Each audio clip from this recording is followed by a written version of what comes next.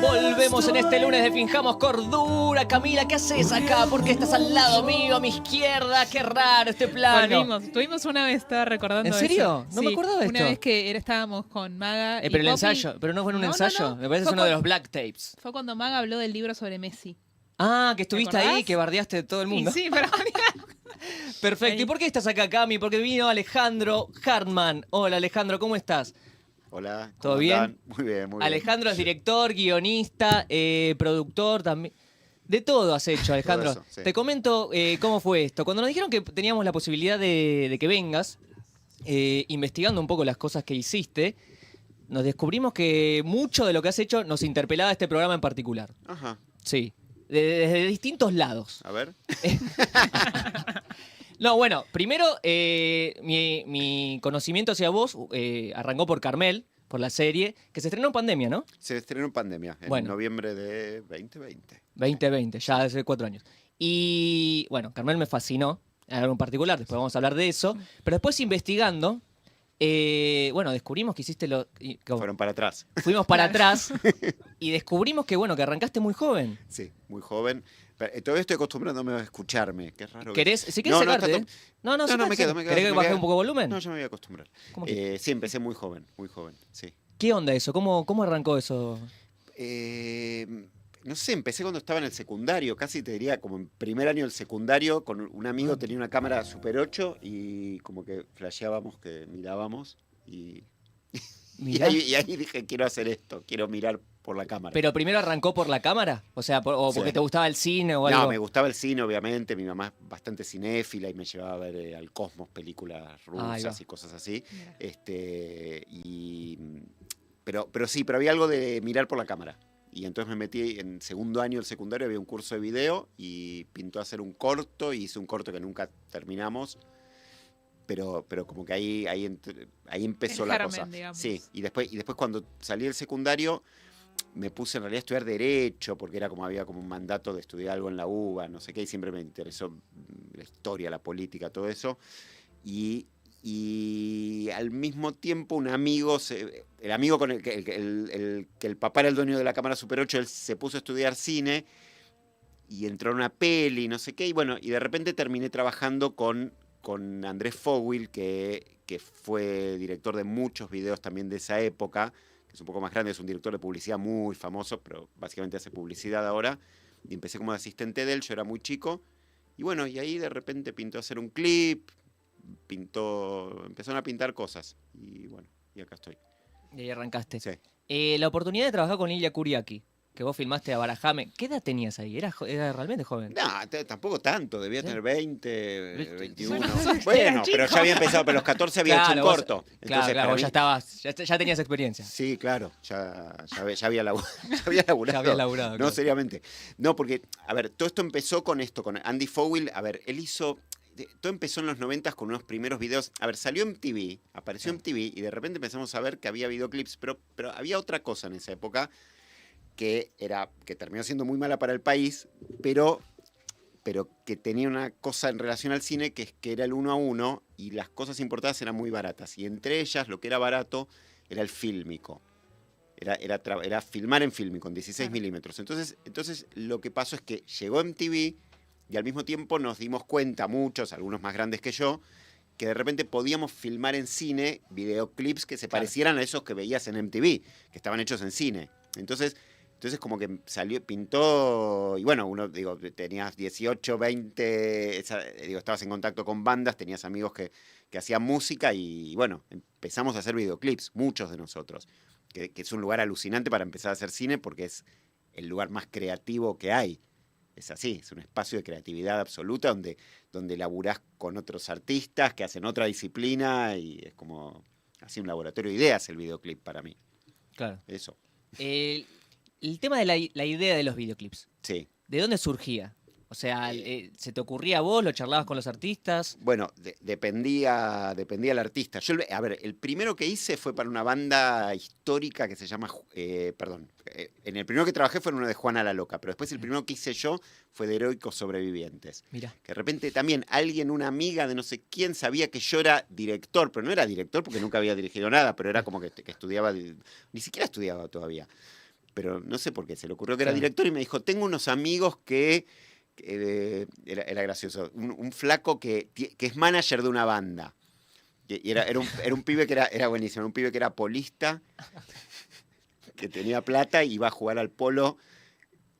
Pero, o sea, yo no tengo nada que ver con ese mundo. Pero esta chica sí, y el pibe hacía doble temporada, como que se iba a jugar a Estados Unidos al polo y después jugaba acá, y tenía como de hobby ser manager de una banda, Claro. que era Heroicos Sobrevivientes, que es una banda histórica rolinga de San Fernando, algo así. Entre el mundo así, rolinga fue muy famosa en su momento, y creo que sigue existiendo. Y él les bancó el disco y les quería bancar un videoclip. Y de repente terminé de director de ese videoclip. Y bueno, y a partir de eso es como que empezó la carrera. Y a ese videoclip no tenía idea. Claro. Era como un primer videoclip sin idea. Era tipo, llevamos a un lugar lindo a filmar la banda tocando. Esa era la idea. Tipo, mi amigo tenía una casa cerca del campo y había unos girasoles, no sé qué. Entonces, bueno, vamos al campo con unos girasoles. Pongamos a la banda tocando con girasoles grandes. Digo, no, la idea no pasaba mucho eso. Que caminen, que pongan cara de malos, que se fumen un pucho. No era más que una banda rolinga. No era más que eso. Y ese video, después un día lo llevé a lo de un amigo a un asado y estaba Emanuel de los Curiaki también, pero porque somos todos un poco de la misma edad. Los Curiaki son un poco más chicos que yo, pero tocaban con Nico Cota, no sé si lo ubican a Nico Cota, que después fue DJ, y eran así como todos medio amigos, y yo mostré mi video, y Emanuel dijo, esto está buenísimo, no sé qué, y ahí terminé haciendo el clip, claro. El primero de los Curiaki, que tampoco tenía mucha idea. Era un clip que fue Virgen de Riña, que era un clip como, a ver, sí, la idea era un poco mía, en el sentido de que yo escuché esa canción, es una canción muy linda del disco Horno para calentar los mares, que a mí me venía una imagen verde, algo verde. Entonces para mí tenía que ser un clip en la naturaleza, como muy verde. Y no sé si Emanuel conocía una chica que era moza, no sé si le gustaba o qué, que después resultó que era la novia de un amigo mío, un compañero mío de la escuela de cine.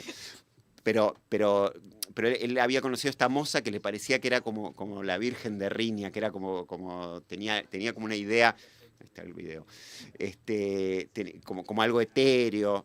Y entonces como unimos las dos cosas y era bueno, ella camina por este lugar verde que yo me imaginé y ese era el clip.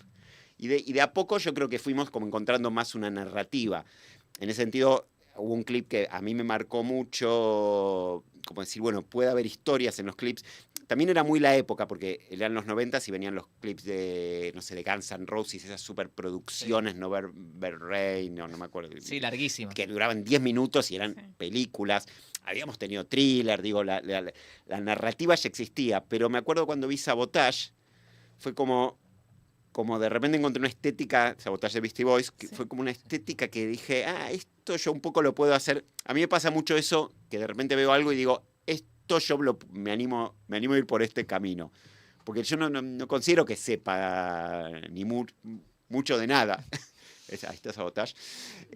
Y era como muy narrativo, pero muy cámara en mano y como muy desprolijo y con angulares y como algo que a mí me gustaba mucho. Y un poco a Barajame, que fue lo que siguió después de Virgen de Riña, tenía alguna inspiración formal, si querés, o estética en Sabotage. Claro. Con un rodaje medio accidentado, ¿no? Emanuel se lastimó una mano.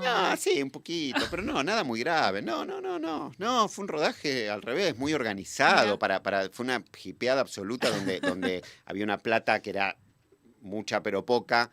Y armamos una especie de cooperativa donde decidimos que era la época de 1 a 1, pero todos cobrábamos 200 pesos, dólares, no me acuerdo qué era en esa época, pero todos cobrábamos 200, todos, los eléctricos, yo codirigí con un amigo, el director de foto, todo el mundo cobraba 200, era como multiplicamos entre los que éramos y daba para la plata para sueldos, era esa.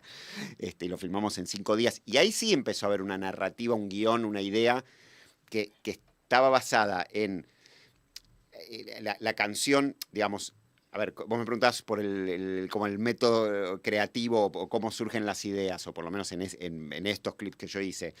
Yo en general escucho la canción mucho, ahora hace mucho que no hago videoclips, pero escucho la canción hasta el hartazgo y veo que me viene. Y entonces a Barajame era obvio que había una cosa de dos personas enfrentadas, dos clicas, dos bandas enfrentadas, eso era medio obvio. Y mi idea inicial era otra cosa, tenía que ver con el básquet y con una especie de...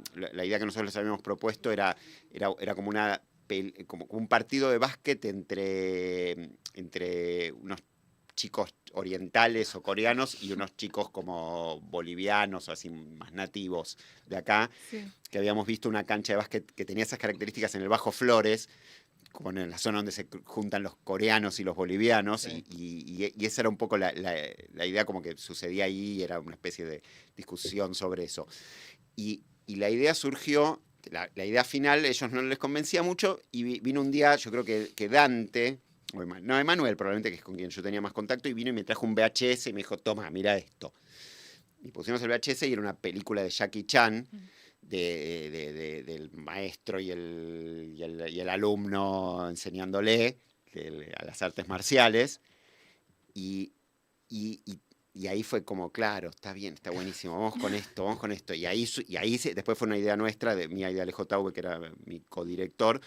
Pensamos, bueno, son dos gemelos separados, y ahí surgió una catarata de ideas, porque al mismo tiempo vino la tapa del disco.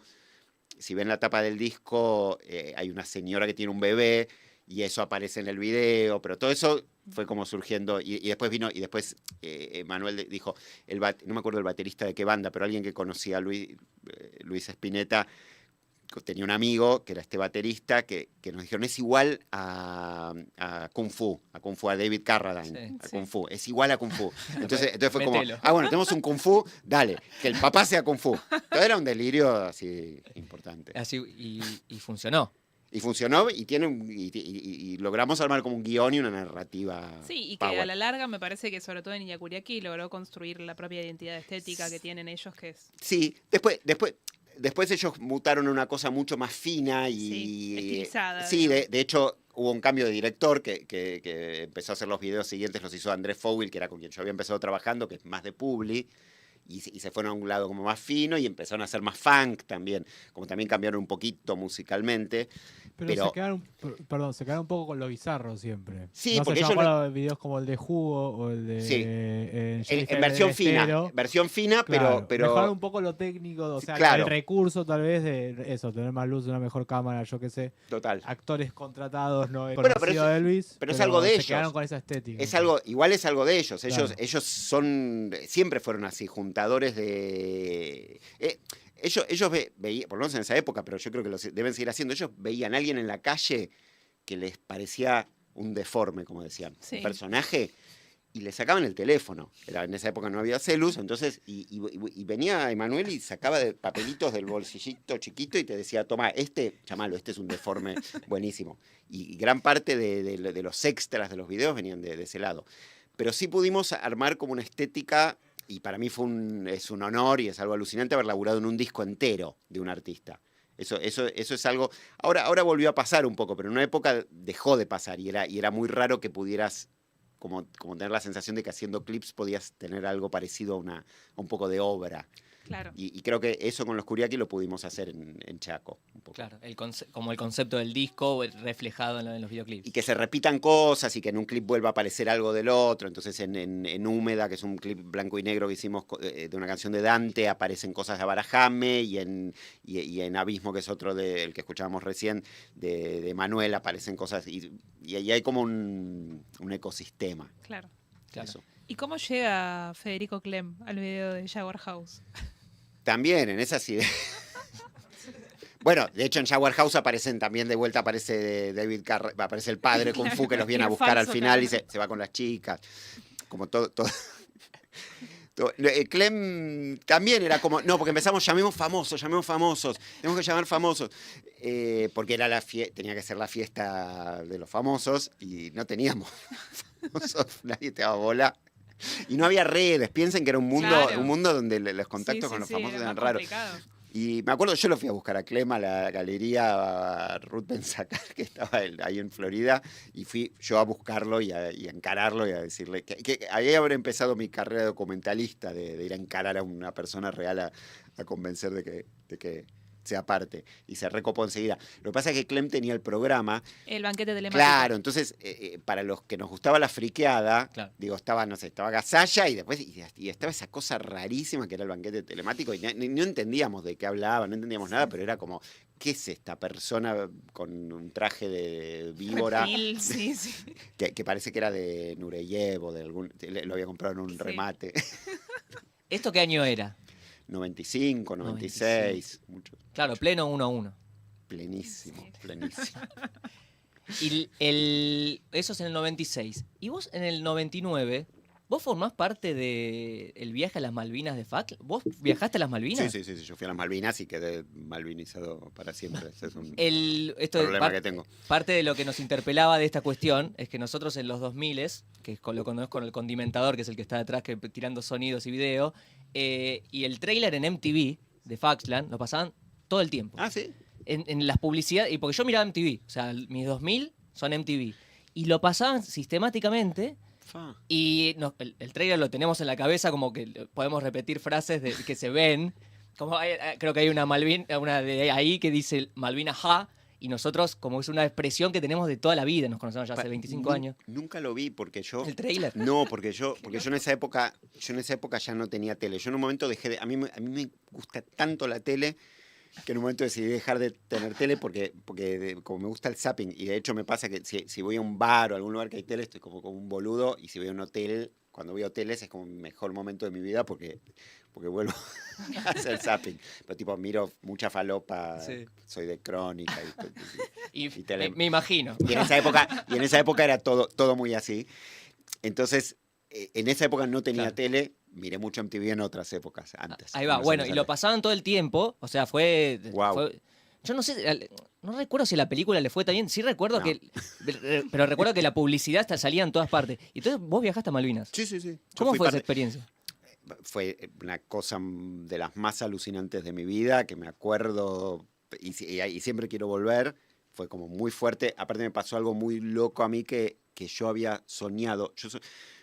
Yo tuve un sueño que por suerte se lo conté a alguien, como un poco antes, tuve un sueño, ¿cuándo habrá sido? No sé, sí, un par de meses antes tuve un sueño, soñé unas situaciones muy concretas, que estaba en un lugar con unas bahías y un helicóptero militar y una situación que nos juntábamos en habitaciones, una situación medio prohibida, y sabía que era Malvinas, era como, soñé eso y era hermoso, me acuerdo, y no sé, al mes o a las 3 semanas me llaman de una productora para la que yo trabajaba bastante como asistente de dirección y el director me dice, vamos a hacer esto, y me muestra una carpeta que dice Facland, pero yo no entendí primero qué era, como entre el FAC, como que leí primero el FAC Sí.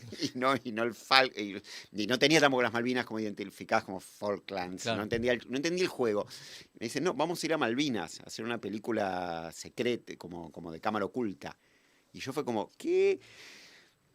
Y bueno, y la cuestión es que terminé viajando, fui parte del equipo, fue un rodaje muy freak porque teníamos una actriz inglesa a la cual no le habían contado el guión. Ah, Y generamos... Malvinas, ja. No, ese era lo que nos tenemos Claro, grabado en la cabeza. Malvinas, claro, porque cuando ella total, ese es Stratas, que es el actor, y esa es Camila, la reconozco todo perfecto, que era la actriz. Ella es actriz, los demás son todos reales, pero ella es una actriz inglesa. Argentina. Ahí está. Malvinas, ja. No, Malvinas, Argentina. Claro, con Charlie, sí, lo vi esto alguna vez, pero no sabía que lo daban tanto. Bueno, lo Qué debían loco. dar sin parar porque te juro que No, sí, los marcó. Los marcó. Bueno, fue una locura y ella no sabía el guión. Entonces lo que nos empezó a pasar es algo que pasa muchas veces en las películas, que en la propia película, en el hacer de la película, se empieza a armar algo parecido a lo que pasa en el guión.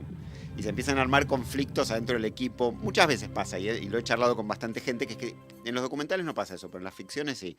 Que empieza a pasar de lo que pasa en el guión. Claro. Y todo se vuelve una friqueada. Entonces ella, lo mismo que le pasaba al personaje es que se sintió engañada. En la mitad del rodaje Claro. y el sonidista y yo, el sonidista con el cual sigo trabajando y de hecho con Pablo, él viajó, lo conocí ahí en Malvinas. Empezamos a hacernos medio amigos de la actriz y en un momento nos vimos obligados a contarle la verdad de lo que estábamos filmando. Claro, se sentían como, les daba culpa. Mucha. No, era como todo era rarísimo, pero bueno, yo flasheé mucho. Y la cuestión es que cosas de mi sueño me aparecieron. Tipo, vino el helicóptero, esos helicópteros de Vietnam, de 2 hélices, tipo, apareció el helicóptero que yo había soñado, todo. Wow. Fue un viaje medio místico. Y de hecho, siempre escribo cosas sobre Malvinas y siempre quiero hacer algo sobre Malvinas. Y no viajaba mucha gente, ¿no? O sea, No, fueron fuimos los primeros. Los segundos, porque Ah. habían habilitado los vuelos hacía poco y habían viajado solo parientes de excombatientes, estaban permitidos, que fueron al cementerio y entonces era como el principio de los viajes. No, ese Claro. mismo año. Había habido creo que 2 contingentes antes que nosotros. Y después nosotros caímos como unos argentinos que iban a hacer turismo, era muy raro. Claro. En realidad fuimos medio ocultos. El sonidista y yo íbamos a hacer un documental sobre focas, supuestamente. El director y el productor iban a pescar, pero ahí se enteraron que no era temporada de pesca. Viajamos como por separado y nos veíamos a la noche en el hotel, nos juntábamos a planearlo el día siguiente porque después nos filmábamos de lejos, Claro. porque era como si cámara oculta todo, Mirá, qué experiencia. friqueada. Y pará, entonces vos dijiste recién que con lo de Federico Clem que era tu primer acercamiento al documental. Y después esta experiencia. Pero esto era una ficción Esto- que y sí, pero estaba- sí, tenías que filmar a había gente. técnica de documental en algún Claro. sentido, sí. Y ahí es cuando entras en el documental. ¿Cuándo es que No, había hecho antes, después de Clem y antes Falkland, hice una experiencia con Néstor Frenkel, que es director documentalista, que nos conocemos hace muchos años, los dos trabajamos en Silvia Prieto, que fuimos parte del equipo. Ahí hicimos varios viajes al sur, a Chubut, a hacer un documental que está inédito todavía y está ahí guardado, con comunidades mapuches, que la verdad que está bueno, algún día saldrá, y habíamos ya tenido como un encuentro, hacer entrevistas y conocer gente y viajar varias veces al mismo lugar y todo eso.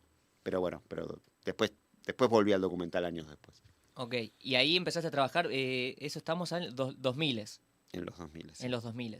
Y vos empezaste a trabajar para Canal Encuentro, ¿no? Hiciste ficciones ahí. No, ficción no hice para ellos. Hice ficción, en 2000. Yo después me fui a México en el 2001, me fui a vivir un tiempo a México, a hacer publicidad. Hice un largo de ficción que se llama Clon, que lo estrené ya ni me acuerdo en qué año, pero lo hice en el 2000. Lo filmé a fines del 2000, si no me equivoco. Y un poco a raíz de eso y la situación de Argentina me fui un tiempo, después volví, laburé en Publi, hice una ficción para América TV que se llamaba Hospital Público, que fue muy divertida, bien de ficción. Después hice Todos contra Juan temporada 2, una parte, después me fui de eso. Y de a poco, en algún momento, nada, yo soy un laburante, básicamente, di clases años y años y años dando clases, pero también me gusta mucho filmar, entonces en algún momento entré a Encuentro, empecé a hacer proyectos para productoras que laburaban para Encuentro y ahí empecé a hacer documentales, porque realmente hice algunos también de deportes antes, hice muchos de deportes, que es algo que en un punto no me interesa. Mirá que no se nota. O sea, viendo lo que hiciste, no se nota que no te interesa el deporte. No me interesa, pero por eso creo que me salen Ok. bien porque no me interesa y entonces miro el deporte desde una mirada un poco externa y tengo una mirada medio crítica al deporte. Entonces hice muchos de deporte, pero también hice muchos sociales. Hice uno que se llama Rutas Solidarias, con Eugenia Tobal, que viajamos por todo el país por lugares muy raros y situaciones muy particulares. Y bueno, y así me fui fogueando en el documental chiquitito, llamémoslo. Ale, perdón, porque me dio Sí, sí. curiosidad, quiero como Sí. volver un poco. En realidad no exactamente volver atrás, pero justamente, bueno, en el medio decís que te fuiste unos años del país o un tiempo. No, un añito. Un añito. Menos. En términos como de cómo era producir o sea, del mundo ese, digo, porque bueno, participaste, por ejemplo, de Silvia Prieto, Sí. bueno, esta camaradería con Frenkel. Bueno, Frenkel igual también empezó a hacer más pelis en los 2000 también, Claro. medio como vos. Pero en términos de cómo era producir en los 90, con respecto a cómo esta es producir, cómo fue después producir en este mismo país, digamos, después de los 2000, no sé, tal vez es una pregunta muy amplia, como, sobre todo en términos de, bueno, cómo funcionan las producciones, ¿no? Digo, Silvia Prieto, no sé qué tal tanto estás, cómo se financió, cómo se hacía, cómo funcionaba todo eso y cómo cambió eso o qué tan distinto era en los 2000, ¿no? Imagino que también está esta cuestión que decías vos de el precio del fílmico, el 1 a 1, que tal vez era una ventaja que existía en los 90, contra otras desventajas, calculo que habría también, y viceversa debe pasar en los 2000, ¿no? No, a ver, yo creo que lo que pasó de esa época ahora es que se hizo mucho más factible filmar, es mucho más fácil filmar, hay una democratización enorme que tiene que ver con lo tecnológico, lo cual no quiere decir que necesariamente se hagan mejores cosas o peores cosas, pero sí hay algo parecido. A ver, toda esa generación, por ejemplo, Silvia Prieto, es una película que se filmó a lo largo de 4 años durante los fines de semana. Todos los fines de semana. No 4 años, pero durante 4 años distintos. Pero se filmaba los fines de semana. Y eso es por la voluntad de gente que tenía ganas de hacer cosas, básicamente. Martín, que es el director, que de repente parábamos porque no tenía más plata para comprar más latas, porque había que filmar en fílmico, porque era la única manera. La casa de Frenkel fue uno de los... Sí, es la casa de Néstor, ¿no? Casa de Néstor es la casa de Silvia Prieto. La casa de antes, ¿no? De él. Y entonces no había, digo, no, se filmaba, hacía falta guita, por más 1 a 1 que fuera, por más facilidad que había, igual necesitabas mucha más guita que la que necesitas ahora.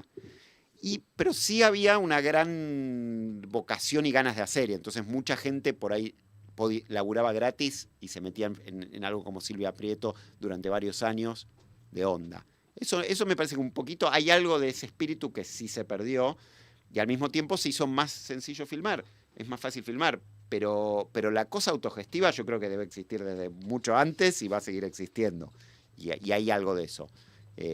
Todos esos clips tenían algo autogestivo, y yo de hecho dejé de hacer clips porque en un momento dije, bueno, me gané el premio MTV, 2 premios MTV nos ganamos, el ACE, no sé qué. Era, bueno, dame un poco más de presupuesto. No puedo estar siempre laburando autogestivamente para una discográfica. Es loco que marcás esto de la predisposición un poco a trabajar por amor al arte, tal vez como se decía, y cómo eso se perdió. Que un poco, bueno, yo tengo una discusión constante con eso, porque por otro lado también es un laburo, ¿viste? Cómo cuesta esa vara, y a la vez vivimos en una era actualmente que me parece que como que parece loco, porque en los 90 también todo el mundo se rompía el lomo laburando, pero yo siento un poco que también pasa algo que es como que hoy es más, pasamos más tiempo laburando y más tiempo pendientes del metálico tal vez que en aquella era, y eso nos deja menos tiempo para decir, bueno, tengo tiempo libre para ejercer esto que en definitiva tal vez no me da un mango, no sé si me va a dar de vivir, pero bueno, pero es algo en lo que creo, ¿no? ¿Cómo se perdió ese valor? Sí, ese muchacho. No nos deja tiempo, es que no nos deja tiempo. Hay algo donde no nos deja, estamos tan en otra, qué sé yo. Hay algo de eso, no me quiero poner en viejazo, pero lo soy.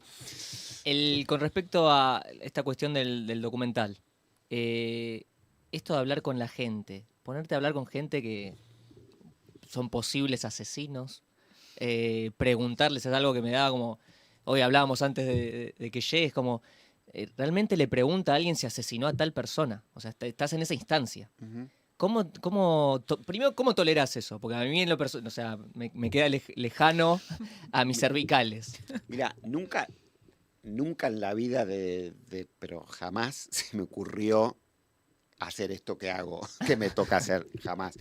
En general toda mi carrera ha sido así, como yendo de un lado a otro, así como nunca me imaginé haciendo películas de deportes. Es rarísimo. La música creo que sí la busqué un poco más, porque me llama más, qué sé yo. Sí, creo que la busqué un poco más. Y hacer documentales también lo busqué un poco más. Pero nunca se me ocurrió retratar asesinos o hablar con asesinos, jamás. Pero sí me pasó que haciendo en particular este programa que te decía, que se llama Rutas Solidarias, que era para Encuentro con Eugenia Tobal, sí me pasó que tuve la oportunidad de ir a la cárcel varias veces y tener que hablar con gente que lo que me di cuenta es que yo no quería saber qué habían hecho y en un punto no me iba a importar qué es lo que habían hecho. Y era como, bueno, voy a estar ahí, tengo que hablábamos de cosas solidarias que hacían, no sé, unos presos que armaban computadoras, otros que no sé qué les pasaba, no, ya ni me acuerdo, y me di cuenta que era gente con la que te pasaba un mate, y bueno, y sí, por ahí habían matado a alguien, y no me pareció tan grave, me empezó a pasar eso, hay algo del documental en general que es que aprendes un poco, o por lo menos en mi caso, yo, a no juzgar tanto a la gente. A mí el documental me ha dado eso, y creo que empezar un poco de a poco y más por una necesidad de laburo, que era en lo que había laburo, hacer documentales de cosas, me permitió entrar un poco sin pensar demasiado en el mundo del documental. Entonces, cuando surgió la posibilidad de hacer un documental de estos temas de true crime de una manera mucho más consciente, como fue Carmel, que también yo lo busqué y yo lo moví, yo lo generé. Mirá. Sí, no es una idea exclusivamente mía, pero sí yo fui muy importante en que se hiciera realidad y que llegara a Netflix y parte de lo que le pasó. Yo creo que ya estaba como un poco preparado para eso,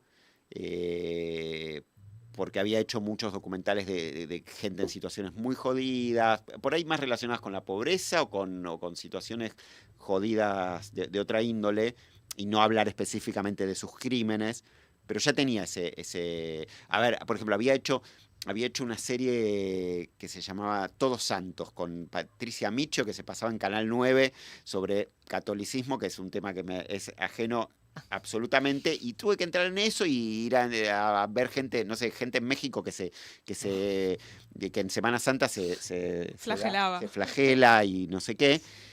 Y es como una dimensión también que es desconocida para mí, de la misma manera, obviamente no la voy a comparar, pero en algún lugar sí, con matar a alguien. Es como algo que me es ajeno a mí.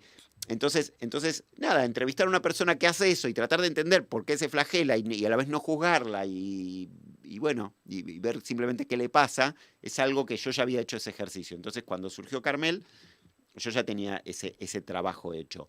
Y vuelvo a algo que te dije antes cuando dije lo de Sabotage. Cuando surgió la idea de hacer Carmel, en parte fue porque habíamos visto, en particular, Wild Wild Country, que era una serie que había salido hacía poquito, y me acuerdo haber visto Wild Wild Country en la cama y tener el pensamiento de, che, yo sé hacer eso. Yo hice ya 40 documentales para Encuentro, no sé, ya hice montones así. Esto es igual que lo que hacemos nosotros, pero con un poco más de producción. Y fuiste en búsqueda de eso. Y fui en búsqueda de eso, sí. Antes habías hecho Autopista Central. Sí. Me fascinó Autopista Central.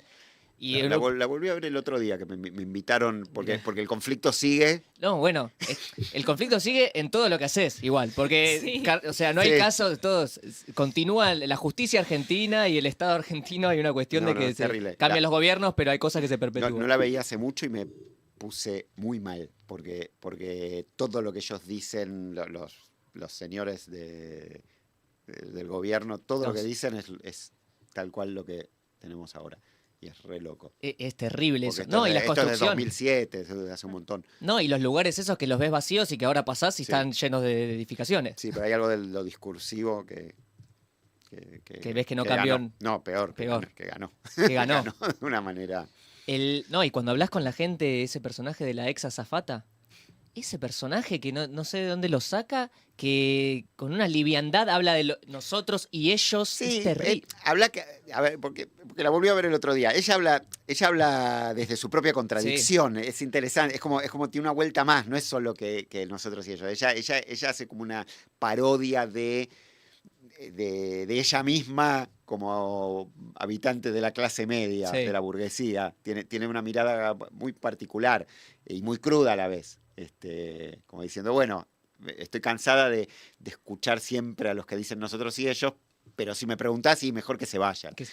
Porque yo no quiero ni pensar. Y es interesante porque refleja de alguna manera eso, la contradicción de la clase media de progre, que bueno, que quiere que las cuestiones sociales se solucionen, pero en realidad si no si no hubiese pobres, estaríamos más cómodos. Estaría resuelto. Claro. Eso de las contradicciones, bueno, hay algo que lo veo en todos tus documentales, digo, porque el Carrascosa que dibujás, porque yo no sé si vos sospecho que no lo conocías, lo conociste ahí, pero después también sucede que hay ficciones con respecto a los documentales que hiciste, tanto con Nair como con Carmel. Después hicieron una ficción y dibujan a un Carrascosa y a una Nair.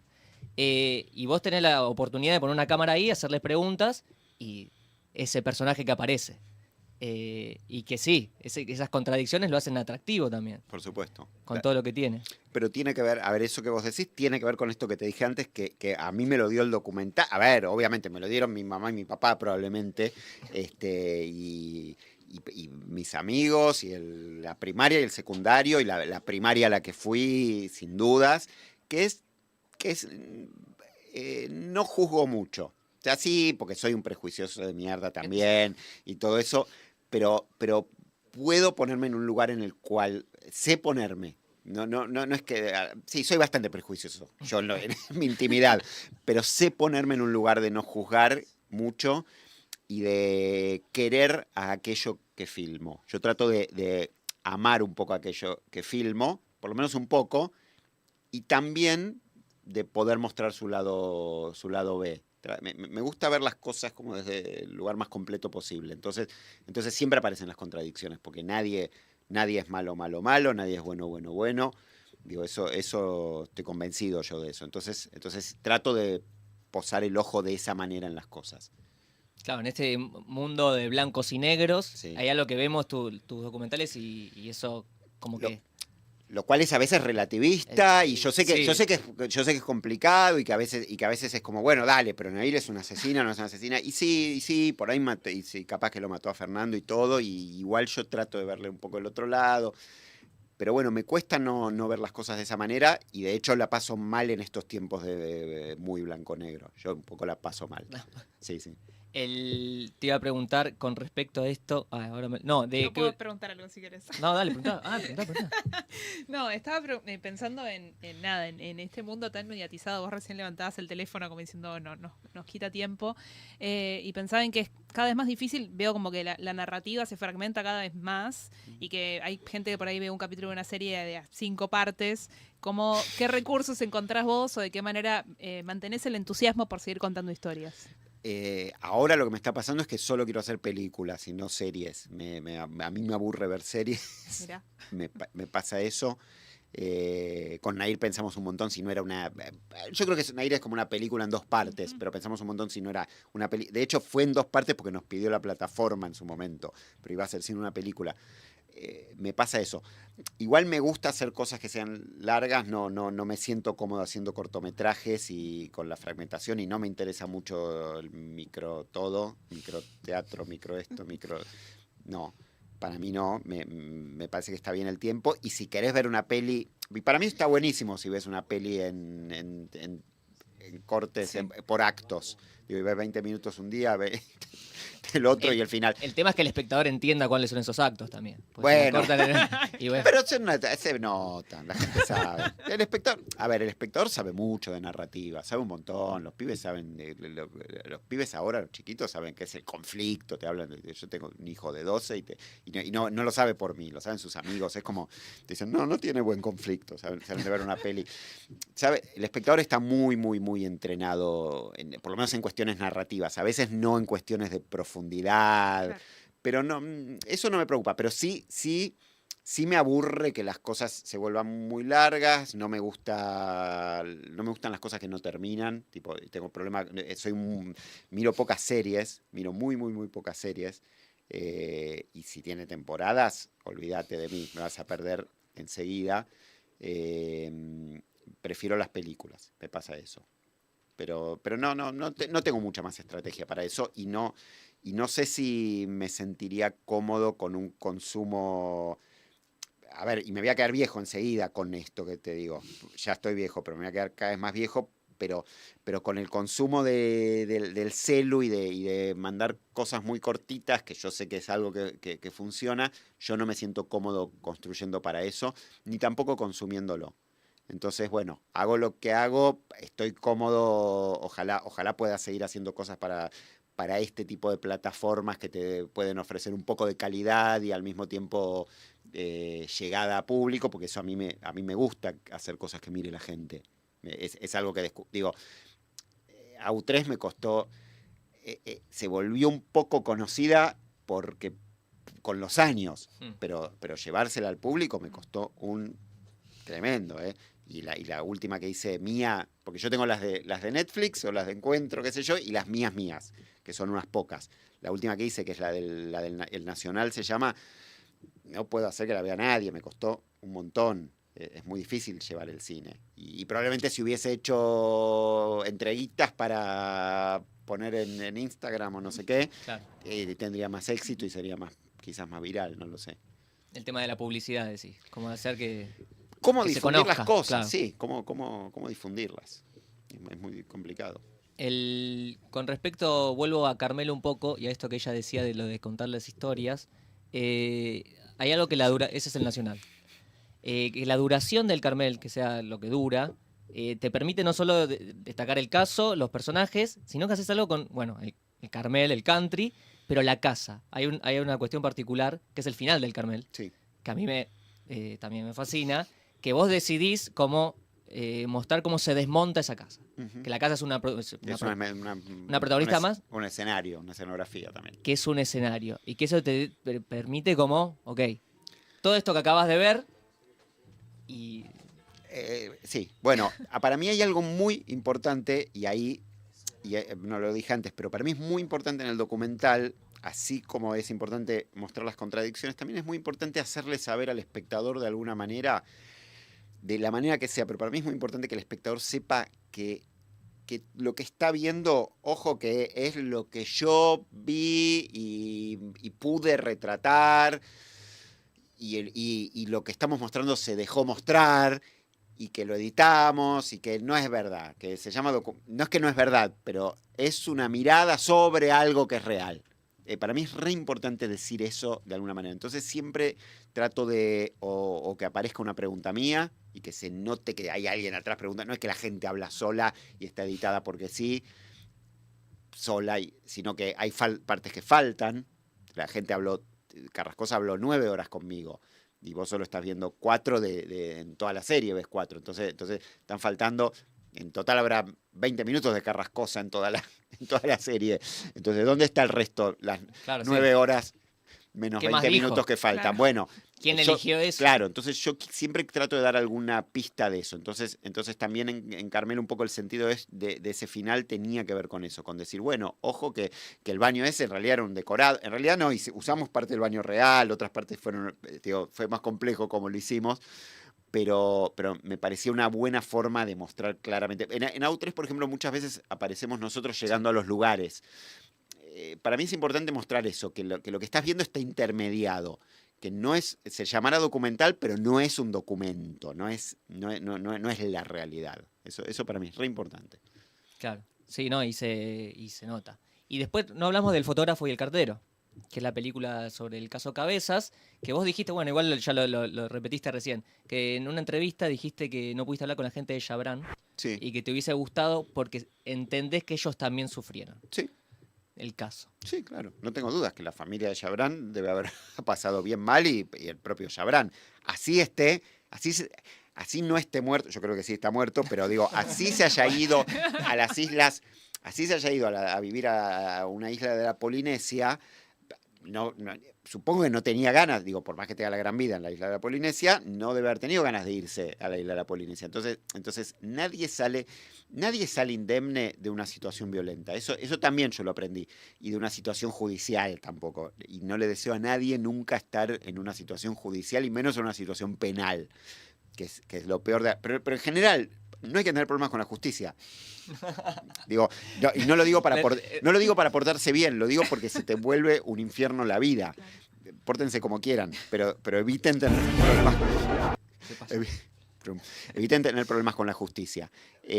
Pero además yo estoy convencido de que nadie que está implicado en situaciones violentas es indemne a eso y sale limpio de eso. Entonces seas víctima, si sos víctima obviamente, es obvio, cae maduro, pero si sos victimario también. Hay algo ahí que te está lastimando a vos también y toca a todos. Es como la mancha venenosa, la violencia. Hay algo de eso. Y eso en estos casos yo lo he visto. Y lo vi en Cabezas, y lo ves en Carmel. Todos quedan. Y otro, ahora hago el chivo, pero pronto en octubre sale uno que dice en Estados Unidos, que también sobre un caso terrible que no puedo contar nada. Pero también, es como todos los que investigan, todos se les caga la vida. Todos se les caga. Y lo vi muchas veces ya eso. El fiscal se le caga la vida. Todo el mundo se le caga un poco la vida cuando pasan estas cosas. Entonces, y en Cabezas hay algo también, sí, hay algo de eso. Claro. Y Cabezas te dio la oportunidad de retratar los 90, Sí, que por como venimos charlando es una época especial en tu vida. sí, y lo disfruté en algún sentido de esa parte. Yo soy como un... Bueno, terminó pasando en la sociedad esta fascinación que hay reciente con los 90s y este menemismo, neomenemismo que hay. Pero hay una fascinación con eso, digo, y no por nada salió la serie de Junior y ahora va a salir la de Menem de ficción. Hay como una fascinación, pero a mí me pasaba siempre. Yo en los 90s era muy crítico, muy antimenemista, pero reconozco que tenía como una fascinación. Todo esto, aparte de mirar mucha tele falopa, tenía que ver con eso. Había algo de la figura de Menem y el menemismo y lo que representaba que me parecía como alucinante, de bizarro y de kitsch y de muchas cosas. Y bueno, y en Cabezas pude un poco volver a eso. Y de cualquier manera, Cabezas es un caso como re difícil, donde probablemente es de mis pelis la que es menos contradictoria. Y por varios motivos, pero digo, me parecía que representa tanto el caso y representa tanto para nuestra historia, representa tanto para nuestra democracia, que en algún lugar me adapté un poco más a una historia más oficial. En Cabezas yo cuento una historia más oficial que la que cuento en otros casos, donde trato de ser más rupturista y meterme. Digo, no nos metimos, por ejemplo, con José Luis. Digo, decidimos no lo vamos a investigar a él.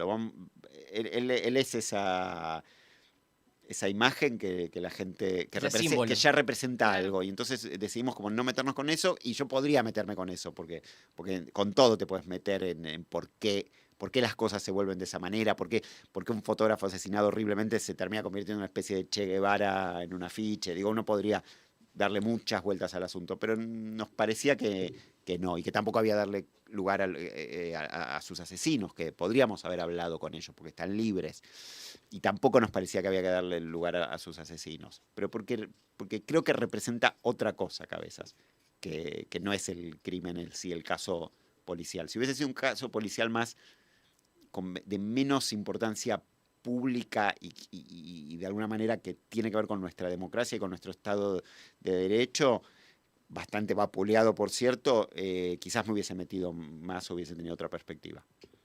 Perfecto. ¿Cami? Bueno, una pregunta más. Sí. ¿Encontrás vos que como en nuestra identidad nacional, que como ser argentinos tenemos una manera determinada de contar historias que nos distingue del resto? Si tenemos una manera de contar historias, sí, por supuesto, y hay mucha... A ver, somos muy tilingos, es cierto, y nos gusta la yanqueada y todo eso, pero a la vez somos muy argentinos y latinoamericanos a nuestra manera, porque nuestra manera es bastante particular, pero sí contamos historias de una manera bastante particular y tenemos muchos ejemplos, digo, empezando desde el cine viejo de los 50, 40 más, y 50 también, a cine, a nuestra propia interpretación del cine independiente de los 60s y 70s, que tuvimos nuestra propia interpretación de eso, nuestras propias Nouvelle Vague, hasta Fabio, que directamente es un fenómeno solo argentino, no hay... Digo, por más que está inspirado en el neorrealismo y en Fellini, qué sé yo, tiene sus le podés encontrar sus influencias, o qué lo influenció a Fabio. Es un fenómeno de verdad único, y a todos los que hacemos cine nos ha marcado de alguna manera. Y después tenemos nuestros temas, digo, y no por nada las películas nuestras que han ido al Oscar o compitiendo o que los han ganado tienen que ver con la dictadura y con lo que nos ha pasado. Entonces digo, tenemos la cualidad de poder hablar de nuestros horrores, y eso es bastante interesante y a veces no tan habitual. Yo creo que sí, que tenemos nuestra propia narrativa, y tenemos nuestra ironía, y somos bastante irónicos, y tenemos como esta cosa de que somos un poco los mejores, pero nos encanta también saber que somos medio los peores del mundo. Nos gusta un poco eso, o sea, queremos ganar la tercera y tener a Messi y a Maradona, y nos gusta y yo creo que Maradona nos encanta tanto porque nos gusta que sea también el peor, y Messi lo queremos mucho, pero hay un poquito de sabor amargo. Nos gustaría que Messi sea un poquito... Es más, cuando se pone... El otro día que lloró fue, yo creo que, ¿no?, que el partido de Colombia fue como por fin ahí terminó de salir algo. Entonces, y eso es muy nuestro. Esa cosa re contradictoria es bien nuestra, y yo creo que está siempre en nuestras narrativas y en nuestra música. Sí, yo creo que sí, que definitivamente. Pero sí somos tilingos porque tenemos una cultura también de inmigrantes muy fuerte, y siempre fuimos el culo del mundo que mira a Europa, siempre tuvimos eso, y a Estados Unidos, y nuestra relación con Miami, ahora ya no es con Francia, es con Miami. Tenemos todo eso, somos una mezcolanza hermosa, para mí. Buenísimo. Y por último te voy a preguntar, ¿cuál es tu yeite? ¿Estás en yeite? ¿Estás en esta emisora? Y es una Ajá. pregunta que se suele hacer. Pensalo, tranquilo. Se ríe el Zar. Si querés alguna pregunta más, Zar, también podés, ¿eh? Cualquier cosita. No. No. Es muy difícil esa. ¿Cuál es tu yeite? No, voy cambiando de yeites. Por ejemplo, en la época de Barajame era poner el angular. Ese era como mi yeite, y era lo que me salía. No, en los últimos años creo que tiene que ver con la entrevista. Es como con la entrevista. Hay algo que descubrí que es como un terreno en el que me siento cómodo, y me sale bien, y sé que puedo obtener cosas que son interesantes y que puedo construir arriba de eso. Y es interesante porque yo no soy la persona más social de la fiesta, no tengo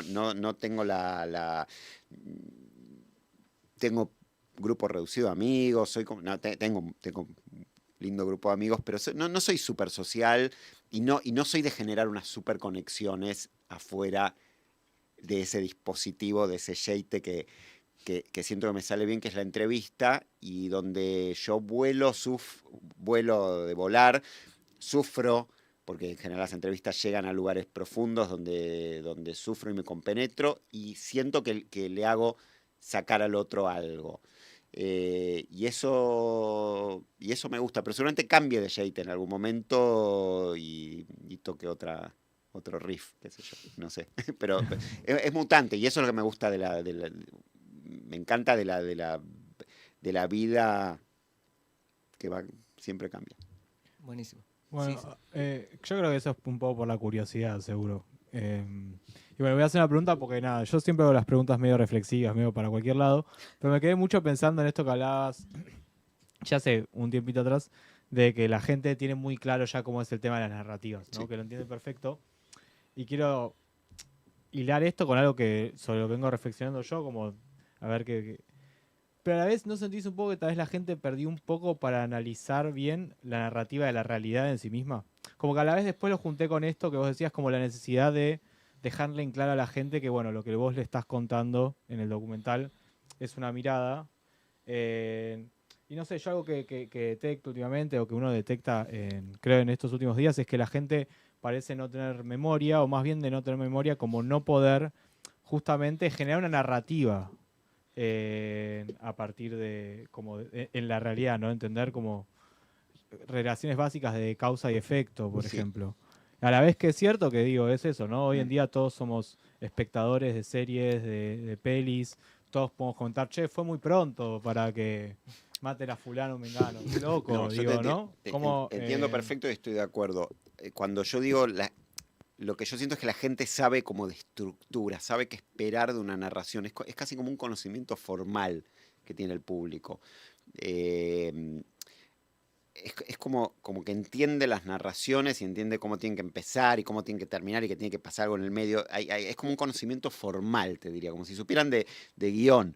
Pero eso no, por eso dije que no necesariamente, creo que lo dije, que no No. necesariamente hay una profundidad en eso. Claro. Y al revés, siento que ese conocimiento es como que prepara al espectador ya para lo conocido. Hay como una, si se esperara, Sí, como que la complejidad de la realidad queda como muy perdida. por fuera Sí. de esa estructura narrativa tan clara y que, Sí. que tenemos en la cabeza. Y también. tiene que ver también tiene que ver con esta idea de pensar las cosas blanco-negro, de tener la necesidad de posicionarte sobre las cosas todo el tiempo y de emitir opinión sobre algo como si supieras, que también hay algo ahí de las redes y de X, Twitter, que es como tengo que decir algo, yo tengo que decir algo sobre algo. No tenés que por ahí decir nada, por ahí tenés que simplemente pensar, dudar y no llegar a ninguna conclusión y darte cuenta que el mundo cambia, que el mundo es complejo.